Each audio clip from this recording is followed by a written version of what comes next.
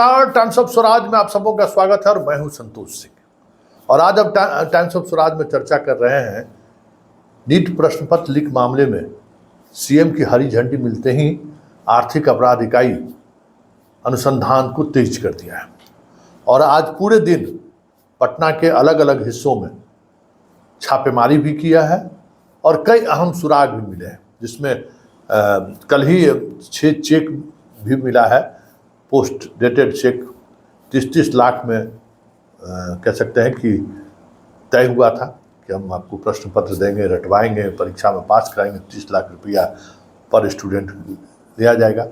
इसके अलावा एक आईपीएस स्तर के अधिकारियों के नेतृत्व में एक टीम एनटीए जो सहयोग नहीं कर रहे हैं, जिस तरीके से लगातार पत्राचार 3 पत्राचार हो चुका है कि आप जो हमें प्रश्न पत्र मिला है और आप जो प्रश्न पत्र आपने छात्रों के परीक्षा के दौरान जो उपलब्ध कराया है, दोनों एक ही है या फिर अलग है।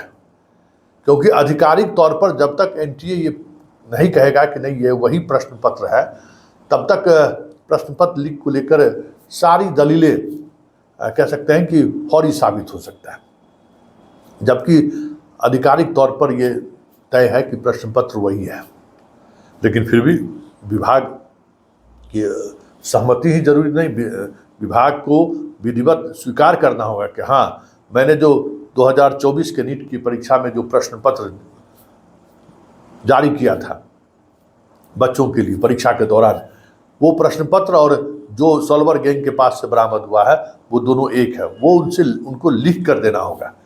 और इसको लेकर लगातार पत्राचार कर रही थी बिहार पुलिस, लेकिन 3 बार पत्राचार के बावजूद भी कहीं से कोई रिस्पांस नहीं मिला। तो अब सीनियर आईपीएस अधिकारी के नेतृत्व में एक टीम कल दिल्ली जा रही है और वहाँ एनटीए के चेयरमैन से पूछताछ करेंगे। मतलब साफ है, अब एक्शन में बिहार पुलिस है।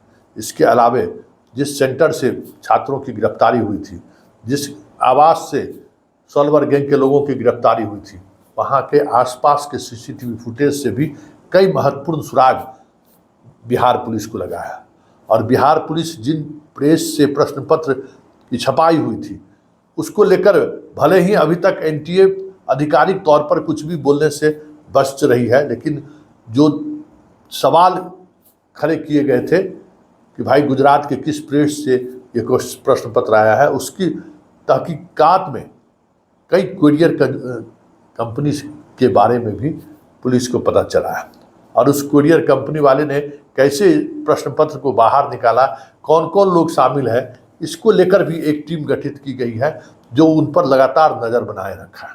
लेकिन जब तक आधिकारिक तौर पर एनटीए नहीं कहता है कि हाँ, हमने ये प्रश्न पत्र गुजरात के इस कह सकते हैं कि इस प्रिंटिंग प्रेस से छपाया है, तब तक तो ऑपरेशन गैर आधिकारिक ही माना जाएगा, या यूँ कहिए कि आधिकारिक तौर पे वो ऑपरेशन लीड नहीं किया जा सकता है। तो वो सारी बातें कल हमें लगता है कि एनटीए को देना होगा, क्योंकि एनटीए को जिस सीआरपीसी के धारा के तहत नोटिस जारी करने का निर्णय आर्थिक अपराध इकाई की है, उस धारा के तहत वो जवाब नहीं देने की बात कह ही नहीं सकते।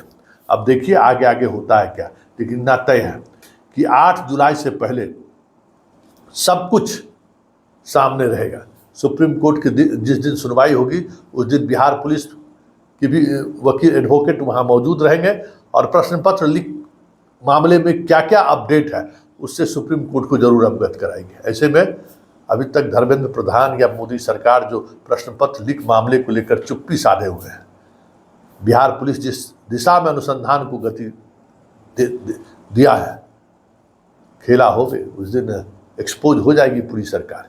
देखिए क्या होता है।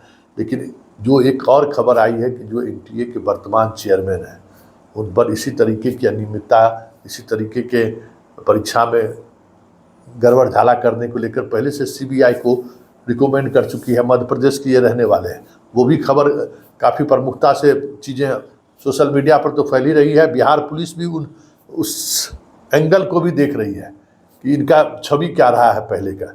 अगर छवि दागदार रहा है तो फिर बिहार पुलिस भी उसी अंदाज में कार्रवाई भी करेगी। ये सारी बातें मुख्यमंत्री के निर्देश के बाद आर्थिक अपराध इकाई के ऑपरेशन में जिस तरीके की तेजी आई है उससे समझा जा सकता है।